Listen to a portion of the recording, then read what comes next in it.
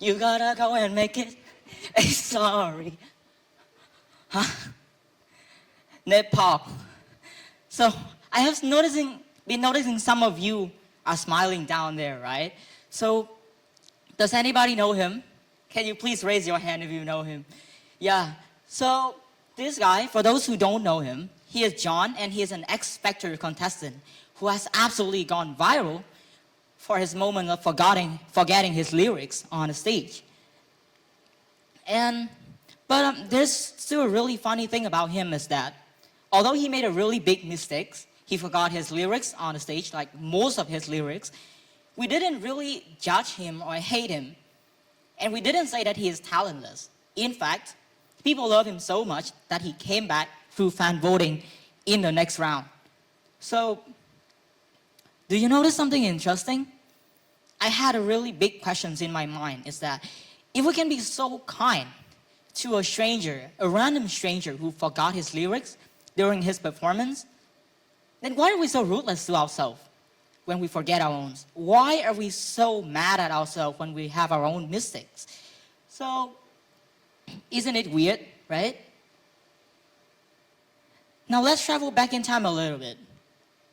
Since primary school, I grew up in a really typical Asian family where academic matters a lot. And 10 out of 10 is a grade which is expected. It's not something surprising. 9 out of 10 is something called somewhat acceptable. And if I get an 8 out of 10, then there will be a 3-minute apology required that includes a detailed improvement plan and how I wouldn't be getting those kind of marks again. So it's kind of like, it sounds kind of harsh, isn't it?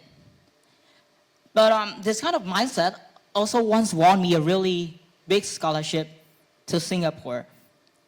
Although it's created in me this really strange change of reaction called, if I have a flaw, then it's a failure, and failure leads to danger. And what kind of danger that is? This danger. It's a really good looking school in Singapore, isn't it? Looks nice, right? So it's actually a really big school, a top school in Singapore. But why is it so dangerous? Because it's a place where everybody had been the best somewhere else. And although people look up at me as a scholarship recipient from Vietnam,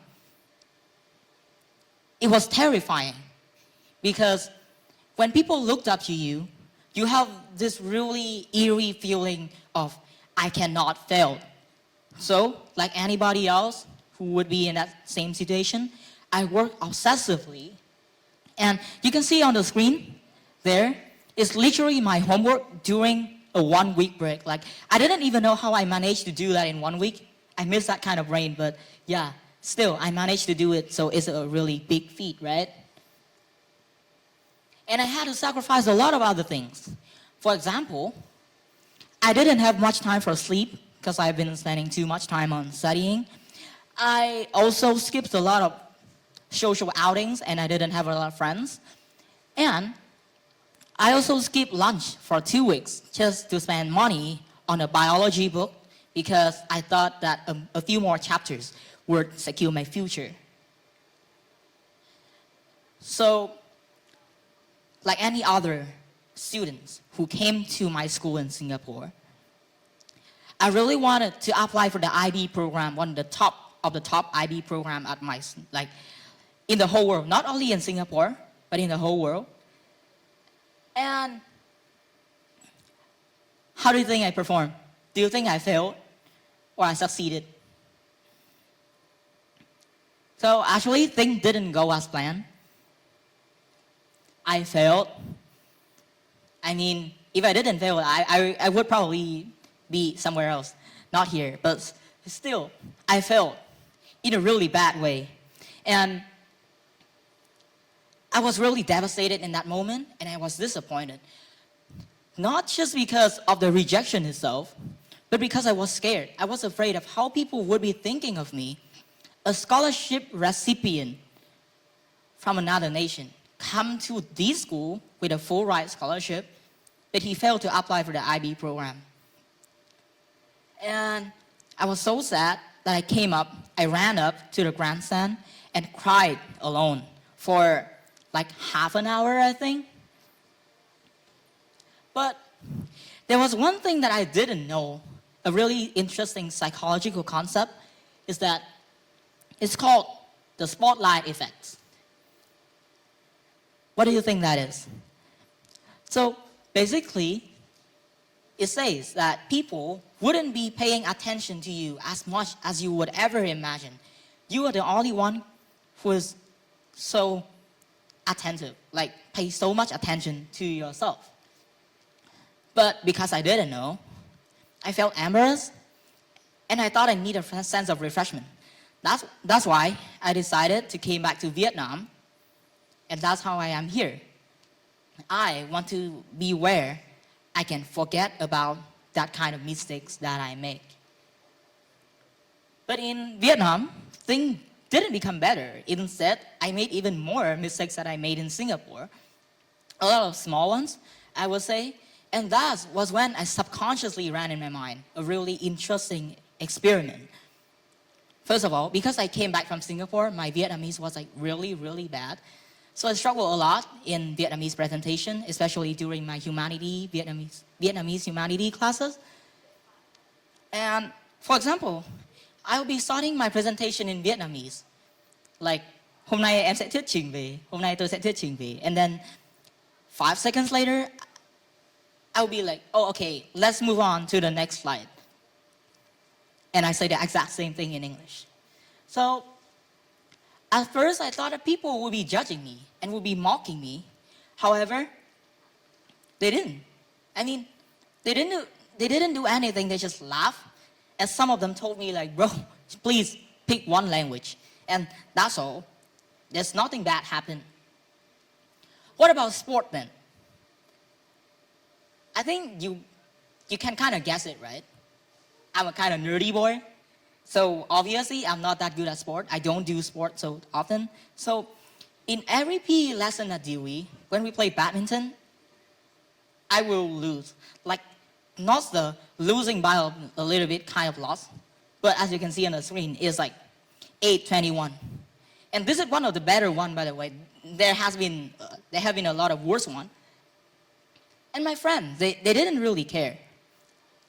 All they told me is that, bro, did you trade off your brain? Did you trade off your sports skills for that brain? There wasn't any demolition or mockery. If they came to me and say something, it's just because they wanted to change the court, that's all. And then, something similar to the IB incident happened again. A few months ago, I applied for around 10 schools, more than 10 schools in the US during the early application round. And guess what? I didn't get any acceptance letter. I didn't get into any single school that I applied to during the early round, including my dream school, Amherst, that you can see on the screen. So, at first, I thought that my friend would be also like the people in Singapore, judging me, mocking me, and then thinking about me as someone who didn't deserve the scholarship. But, in fact, they didn't. I mean, one of my friends even spent like half an hour texting me just to make sure that I was okay and to tell me that I was more than a decision. So, after that, something began to click. So, a lot of people think that the mistakes we make, those are the real disaster. However, the real disaster is not the mistakes. It's a story that we have been telling ourselves. It's a courtroom, the non-existent courtroom that we have been internalizing. So, there's a really interesting thing here. Did you even notice this part where I didn't cut out? Like didn't erase out a few slides ago? Or did you even realize that I was not wearing a shoe I was wearing Crocs, and it's not just Crocs. I was wearing my Crocs in the reverse order. You can look at my feet, right? So that's just a proof that you are the only one judging yourself. You're the only critics. In fact, most people don't really care about you. They have their own problems to care about. They are busy worrying about their own mistakes.